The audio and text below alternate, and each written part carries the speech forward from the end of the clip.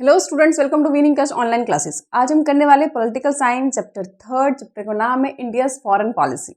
Old syllabus के according ये chapter 4 था, उसका नाम था इंडियाज एक्सटर्नल रिलेशन।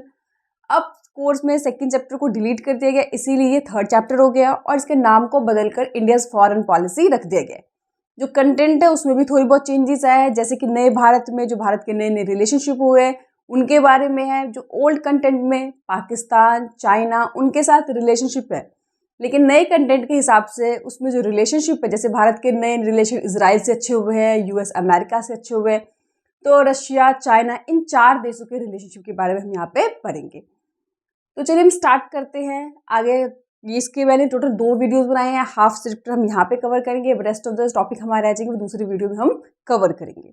चलिए स्टार्ट करते हैं। सबसे पहले बात करते हैं इंडियाज फॉरेन पॉलिसी। जैसे कि चैप्टर के नाम से क्लियर है कि यहाँ पे हम फॉरेन पॉलिसी की बात कर रहे हैं, तो इंडिया की फॉरेन पॉलिसी की बात कर रहे थे। कोई भी देश जब फॉरेन पॉलिसी बनाता है तो उसको दोनों चीजें ध्यान में रखनी पड़ती है कि उसकी इंटरनल कंडीशन क्या है, क्या सिचुएशन है, देश में कैसी स्थिति है, परिस्थिति है।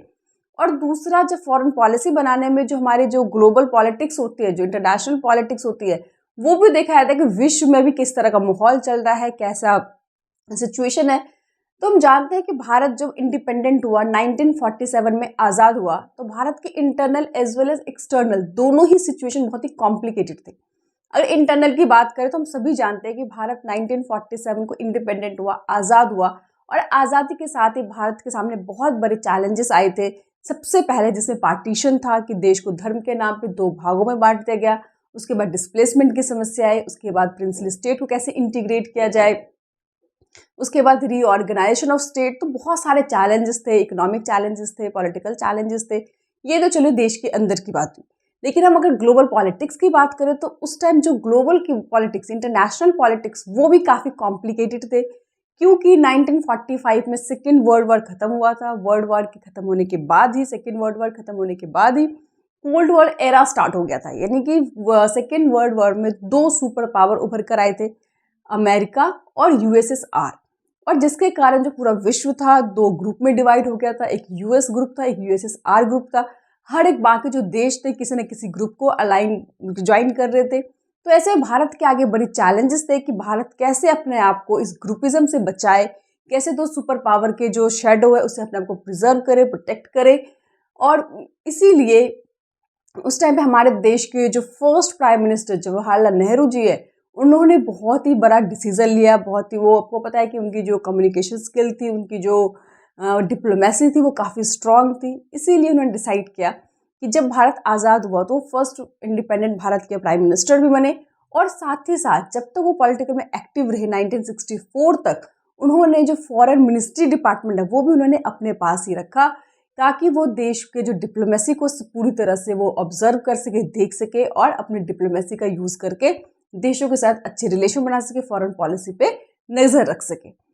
तो नेहरू जी ने जब फॉरेन पॉलिसी बनाई इंडिपेंडेंस के बाद, तो उन्होंने 3 चीज़ों को बेसिकली उन्होंने ध्यान दिया। सबसे पहले उनका था कि प्रिजर्व हार्ड अर्न सोवर्निटी, यानी कि इतने मुश्किल से जो हमें सोवर्निटी मिली है, आपको पता है ना सोवर्निटी का मतलब होता है कि internal as well as external. देखो 2 इसके फैक्टर होते हैं। एक इंटरनल, यानी कि जब हम देश के रिलेटेड कोई भी डिसीजन लेते हैं, कोई भी नियम बनाते हैं, उस पर हमारी अथॉरिटी हो, हमारा अधिकार हो, कोई दूसरे देश का उस पर किसी तरह कोई प्रेशर या दबाव ना हो। तो भारत आज़ाद हो चुका था, भारत पूरी तरह से इंडिपेंडेंट हो चुका था, डिसीजन लेने की कैपेबिलिटी, हमारे नेता बहुत ज़्यादा सक्षम थे।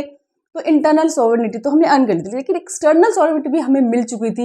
यानी कि हमारी फॉरेन पॉलिसी बनाने में कोई हमें फोर्स नहीं कर रहा था, या उसको किसी तरह कोई प्रेशर, दबाव, या हमें कोई मैनिपुलेट नहीं कर पा रहा था। भारत ने इतनी मुश्किल से, इतने समय के स्ट्रगल के बाद, इतने सारे शहीदों के बलिदान के बाद ये जो सोवर्निटी, ये जो उनको आज़ादी मिली है, उसको वो प्रिजर्व करना चाहते थे। उनकी फॉरेन पॉलिसी में सबसे पहले ये उन्होंने कहा था। दूसरा कहा था प्रोटेक्ट टेरिटल इंटीग्रिटी, यानी कि अपने देश को किसी भी कीमत पर टुकड़े नहीं होने देंगे। यानी कि पहले ही धर्म के नाम पे भारत के 2 टुकड़े हो गए थे, अब भारत को यूनाइट रखना है, कंबाइंड रखना है, एक साथ मिलकर किस तरह से जोड़ना है, ये भी उनके पॉलिसी में था।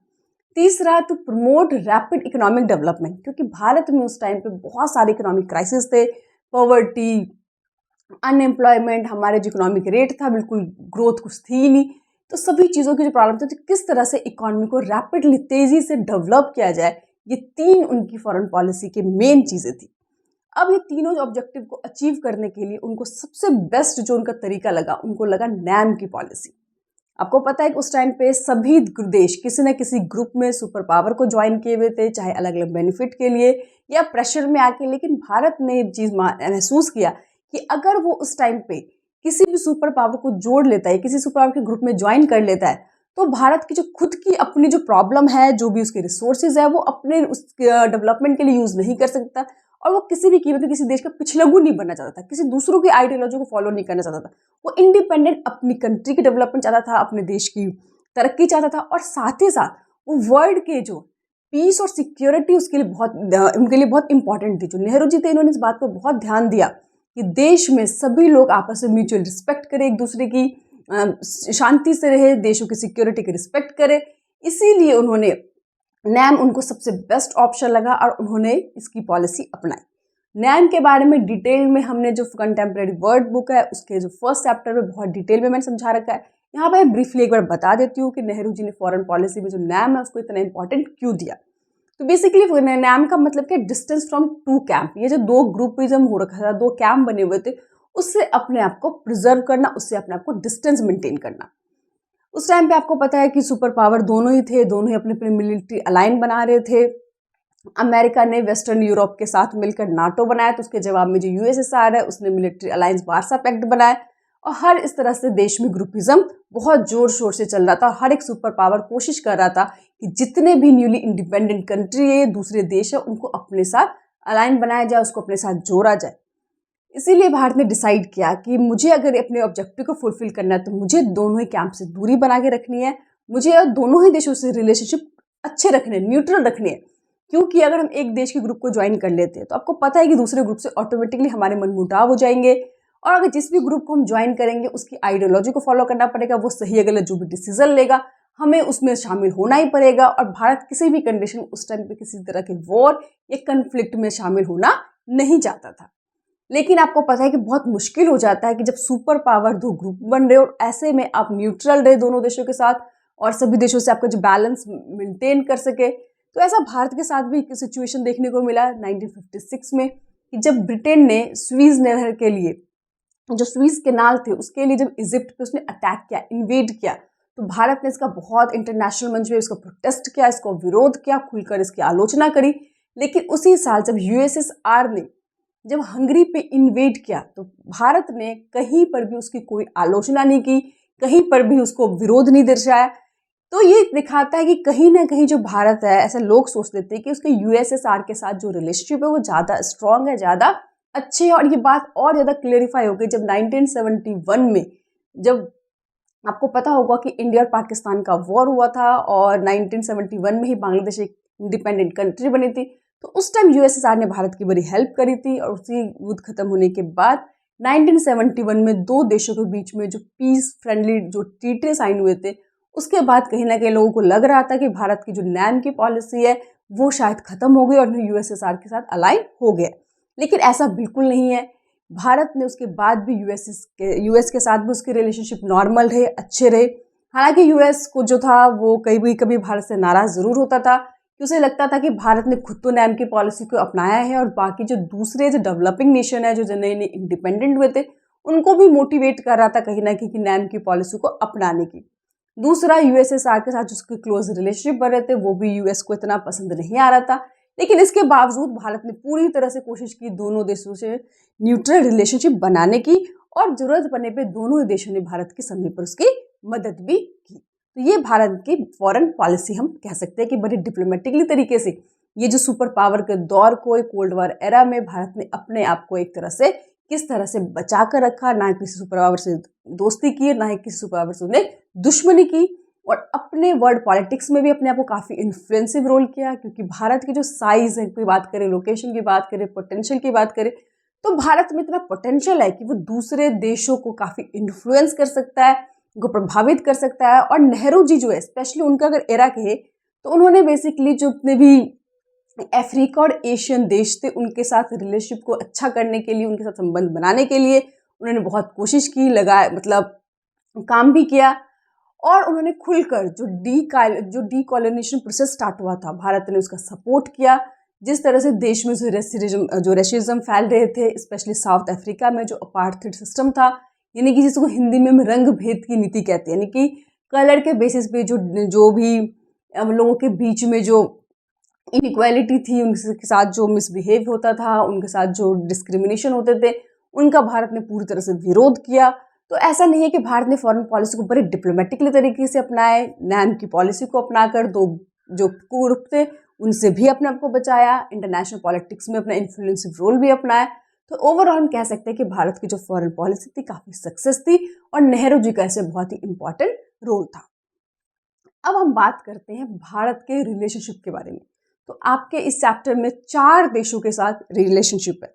सबसे पहले चाइना के साथ, रशिया, अमेरिका और इजराइल से अब पता है आपको, हमारे अभी कुछ ही टाइम से हमारे रिलेशनशिप बहुत अच्छे होने स्टार्ट हुए हैं, काफ़ी हमारी अच्छी दोस्ती हो गई है, काफ़ी अच्छी हमने नज़दीकियाँ बढ़ाई है इजराइल के साथ। तो यहाँ पर हम चाइना के बारे में बात करेंगे, बाकी जो 3 देश हैं उनके से रिलेशनशिप को हम नेक्स्ट क्लास में डिस्कस करेंगे। तो चलिए हम स्टार्ट करते हैं चाइना के बारे में। हम सब जानते हैं कि चाइना के साथ जो रिलेशन है हमारे स्टार्ट जो हुए वो बहुत ही फ्रेंडली मैनर में स्टार्ट हुए। ऐसा नहीं कि पाकिस्तान की तरह हमारी शुरुआत ही जो है वो दुश्मनी के साथ हुई, लड़ाई झगड़े के साथ हुई, तनाव टेंशन से स्टार्ट हुआ। हमारे और चाइना के जो रिलेशन थे स्टार्टिंग से बहुत ही फ्रेंडली, काफ़ी अच्छे थे, वार्म के रिलेशन कह सकते हैं। हिंदी चाइना भाई भाई के नारे लगते थे, मतलब हमारे देश की जो प्रधानमंत्री स्पेशल नेहरू जी काफ़ी उनसे प्रभावित थे। और 1949 में जब चाइनीज़ रेवोल्यूशन हुआ उसके बाद जो कम्युनिस्ट गवर्नमेंट आई, तो भारत के जो प्रधानमंत्री एक ऐसे मंत्री थे जिन्होंने इंटरनेशनल मंच पे उसको काफ़ी हेल्प कराई, उनको मतलब सपोर्ट किया। और जो नेहरू जी थे काफ़ी प्रभावित थे कि कोई एक देश ऐसा है जो वेस्टर्न डोमिनेंस के जो शेडो है उससे बाहर आकर अपनी एक आइडियोलॉजी रख रखा है, और इसीलिए वो उनसे काफ़ी स्ट्रांगली, उनसे काफ़ी इम्प्रेस थे। हालांकि उस टाइम के जो दूसरे नेता थे नेहरू जी के मतलब टाइम में, जैसे सरदार वल्लभ भाई पटेल जी, वो चाइना के एग्रेशन से परेशान भी थे। उन्हें लगता है कि चाइना जिस तरह से भविष्य में वो भारत के लिए एग्रेसिव है, जैसे खतरा हो सकता है। लेकिन नेहरू जी इतना कॉन्फिडेंट थे चाइना के रिलेशन को लेके, इतने ज़्यादा पॉजिटिव थे कि उन्होंने जो इंडिया और चाइना का बॉर्डर है काफ़ी टाइम तक उन्होंने पैरामिलिट्री वहाँ पे रखे, आर्मी भी नहीं रखी, वहाँ पे मिलिट्री भी नहीं रखी, क्योंकि उन्हें कभी सोचा ही नहीं था कि कभी चाइना और हमारे रिलेशन ख़राब भी हो सकते हैं। लेकिन आपको पता होगा और ज़्यादा उन्होंने अपने रिलेशन को मजबूत करने के लिए, स्ट्रॉन्ग करने के लिए दोनों देशों ने जो अप्रैल 1954 में दोनों देशों ने पंचशील प्रिंसिपल पे साइन किया। 5 चीज़ों पे बेसिकली उन्होंने एग्रीमेंट बनाया। तो 5 चीज़ जानना आपके लिए इंपॉर्टेंट है कि पंचशील का प्रिंसिपल क्या था, हिंदी में पंचशील सिद्धांत कहते हैं। ये दोनों देशों ने एक दूसरे के साथ और ज़्यादा रिलेशन को स्ट्रॉन्ग बनाने के लिए किया था। तो कई बार एग्जाम में आता है कि पंचशील सिद्धांत क्या था, तो वो आपके लिए जानना यहाँ पे इंपॉर्टेंट है। तो चलिए बताते हैं पंचशील सिद्धांत क्या था। सबसे पहले 5 चीज़ों पे इसके ऊपर साइन किया गया था। वो 5 चीज़ें क्या है? सबसे पहले कि mutual respect, each others integrated territory and sovereignty, यानी कि हम एक दूसरे के जो इंटरनल टेरिटरी है, जो सोवर्निटी है, उसका हम रिस्पेक्ट करेंगे दोनों देश। म्यूचुअल नॉन एग्रेसिव, यानी कोई एग्रेशन नहीं दिखाएगा, कोई मतलब नहीं कि जैसे आक्रामक नीति नहीं अपनाएगा दूसरे देश के लिए। नॉन इंटरफेरेंस, उसके देश में इंटरफेयर नहीं करेगा इंटरनल मामलों में। म्यूचुअल बेनिफिट एंड इक्वलिटी, एक दूसरे को बेनिफिट देंगे, एक दूसरे को इक्वली रिस्पेक्ट देंगे। और पीसफुल को एग्जिस्टेंस, यानी कि दोनों देश पीसफुली एक दूसरे की बातों को समझेंगे, सुनेंगे। अगर कोई भी प्रॉब्लम होगी तो पीसफुल तरीके से, बड़े शांतिपूर्ण तरीके से समस्या को सुलझाएंगे, एक दूसरे को रिस्पेक्ट देकर। तो ये उन दोनों देशों में एक तरह से एग्रीमेंट हुआ था और दोनों देश से काफ़ी खुश थे। लेकिन कहते हैं ना कि राजनीति में, पॉलिटिक्स में कोई भी जिंदगी पर आपका ना तो दुश्मन रहता है और ना ही आपके हमेशा जिंदगी पर दोस्त रहता है। जब तक आपके उसके इंटरेस्ट मिलते रहेंगे, आपकी दोस्ती रहेगी, उनके साथ आप अच्छे रिलेशन रहेंगे। जैसे आपका इंटरेस्ट दोनों देशों के साथ या दो पॉलिटिकल जो पार्टीज है उनमें क्लैश होगा, तो सीधी सी बात है आपको क्या होगा, दुश्मनी भी जायज़ सी बात है। तो यही है चीज़ें आपको इंडिया चाइना के रिलेशन में भी देखने को मिले। तो आपको पता होगा कि 1962 एक ऐसा दौर था जहाँ से भारत और चाइना के जो रिलेशनशिप पे एक बहुत बड़ा मतलब कहते हैं ना धक्का लगना, ग्रहण लग गया, और जिसके बाद हमारे रिलेशनशिप पे लगातार चाइना के साथ खराब होते रहे। तो हम सभी जानते हैं कि चाइना भारत का जो मेन कन्फ्लिक्ट की जो वजह है वो है बॉर्डर डिस्प्यूट। क्योंकि भारत ने ऐसा माना था कि जो कॉलोनियल पीरियड के अंदर जो भी बॉर्डर सेटल्ड हो गए थे उसी के हिसाब से भारत अपना मान रहा था, लेकिन चाइना ने इस चीज़ को मानने से मना कर दिया और भारत के दो जो टेरिटरी है, इंटरनल टेरिटरी है, उस पर वो हमेशा से मतलब अपनी नज़रें गड़ाए के रखता है। जो एक एरिया है वो अक्षय चिन्ह जो लद्दाख में है, दूसरा अरुणाचल प्रदेश में नॉर्थ ईस्ट फ्रंटियर एजेंसी उस टाइम पे उसको कहा जाता था। इन दो देशों पे शुरू से उसकी नज़र है, वो किसी भी कीमत पे इसके साथ कॉम्प्रोमाइज़ नहीं करना चाहता था और इसीलिए उसने क्या करा कि 1957 से 59 के बीच में उसने जो अक्षय चिन्ह एरिया है, अक्षय चिन्ह एरिया जिसे लद्दाख में हम कहते हैं, वहाँ पे उसने 1957 से लेकर 59 के बीच में एक स्ट्रेटेजिक रोड बना दी। हालांकि दोनों देशों ने काफ़ी नेगोशिएट किया, बातचीत करी, बातचीत करने की कोशिश की, प्रॉब्लम को सॉल्व करने की कोशिश की, लेकिन नतीजा कुछ भी नहीं निकला। लेकिन उसके बाद जो चाइना ने किया वो बहुत ही ज़्यादा मतलब हम कहते हैं ना कि निंदा करने योग्य है कि अक्टूबर 1962 में चाइना ने दोनों ही जो मतलब डिस्प्यूटेड एरिया थे उन पर क्या करे, अटैक कर दिया। पहला जो अटैक किया उसने अरुणाचल प्रदेश में किया और कुछ एरिया को उसने ऑक्यूपाई कर लिया, 1 हफ्ते तक चला। उसके बाद सेकेंड जो अटैक था अगले ही महीने किया, उसने अक्षय चिन्ह एरिया पे किया और दोनों ही एरिया के काफ़ी ज़्यादा पोर्शन उसने क्या कर लिया, ऑक्यूपाई कर लिया। अब यहाँ पे हम सभी जानते हैं कि इस तरह से चाइना ने भारत पे बिना सोचे समझे अटैक करके उसके एरिया के ऑक्यूपाई कर लिया। तो इस वॉर ने, और इसमें हम हार गए क्योंकि हमारे एरिया को उसने ऑक्यूपाई कर लिया था। इस वॉर ने भारत की जो इमेज है उसको बहुत नुकसान पहुंचाया, चाहे वो इंटरनली कहे, चाहे होम कंट्री के अंदर कहे, चाहे इंटरनेशनल मंच पे गए, दोनों ही जगह भारत की जो इमेज है उसको काफ़ी डेंट कह सकते हैं, उसको नुकसान पहुंचा। आपको पता होगा कि उस टाइम हमारे देश में जो घर की जो सिचुएशन थी, जो इंटरनल सिचुएशन थी, इतनी बुरी हो गई थी, लोगों में काफ़ी ह्यूमिलेशन पैदा हो गया था, जो देशभक्ति की भावना थी काफ़ी ज़्यादा सामने आ रही थी। भारत ने उस टाइम पे अमेरिका और जो ब्रिटेन से उसे मिलिट्री हेल्प मांगी। यूएसएसआर जो था पूरी तरह से न्यूट्रल था, यानी किसी का भी, ना तो उसने चाइना का साथ दिया और ना ही उसने भारत का खुलकर साथ दिया। उसका रिलेशन कह सकते हैं कि पूरा जो रोल था वो न्यूट्रल था, क्योंकि हम जानते हैं कि जो यूएसएसआर उसके चाइना से भी अच्छे रिलेशन है और भारत से भी अच्छे रिलेशन है। तो ऐसे में किसी भी कंट्री के साथ वो हेल्प करता या ओपनली उसकी मदद करता तो एक कंट्री के साथ उसके रिलेशन खराब होते, इसीलिए पूरी तरह से न्यूट्रल वॉर के अंदर रहा। भारत की बात करें तो भारत में उस टाइम पे जितने भी चीफ आर्मी ऑफिसर थे या तो उन्होंने रिजाइन कर दिया या उन्हें रिटायर कर दिया गया। उस टाइम के जो डिफेंस मिनिस्टर थे वी कृष्णन मेनन, जो काफ़ी करीब थे नेहरू जी के, उन्हें अपना कैबिनेट पर छोड़ना पड़ा। नेहरू जी की बात करें, जिनका कि हमारे इंडिया के अंदर इतना ज़्यादा इन्फ्लुएंसिव था, इतने ज़्यादा लोग से प्रभावित थे, डिप्लोमेसी के मामले में पूरे देश उनको मानता था, लेकिन खुद की जो उनकी इमेज थी वो काफ़ी डाउन हो गई, ख़राब हो गई लोगों के बीच में, क्योंकि जिस तरह के वो चाइना ने हम पे अटैक किया और उसके जो एग्रेशन है, उसकी जो भी इंटेंशन है वो समझ नहीं पाए, और जिस तरह की आर्मी प्रिपरेशन करनी चाहिए थी नेहरू जी उसको कर नहीं पाए, जिसका खामियाजा हमें भुगतना पड़ा। और उसके बाद पहली बार भारत में जो भी मतलब कि नॉन कॉन्फिडेंशियल मोशन उनके खिलाफ लाया गया, उसके बारे में डिबेट की गई, चर्चा किया गया लोकसभा के अंदर, और उसके बाद जितने भी इलेक्शन हुए, बाई इलेक्शन हो गए, लोकसभा के इलेक्शन, उसका खामियाजा कांग्रेस को भुगतना पड़ा। और उसके बाद हम ये भी कह सकते हैं कि ऐसा लग रहा था लोगों का जो पॉलिटिकल मूड है काफ़ी चेंज हो गया था, लोगों में काफ़ी गुस्सा था कि इस तरह की चीज़ें जो हुई, और काफ़ी इमेज को भारत को ख़राब किया। उसके बाद हमारे रिलेशन काफ़ी टाइम तक बुरे रहे, काफ़ी टाइम तक ख़राब रहे, हमारे जो जख्म थे बहुत ताज़े थे।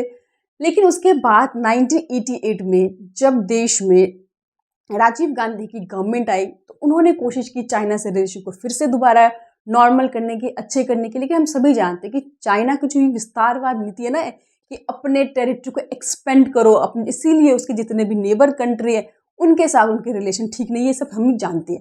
इतना एग्रेशन जो है, इतना ज़्यादा ज़रूरत से ज़्यादा महत्वाकांक्षी होना, ये किसी भी देश के लिए अच्छा नहीं होता, और चाइना की यही पॉलिसी रही है, और यही कारण है कि भारत और चाइना के संबंध है वो लगातार खराब है।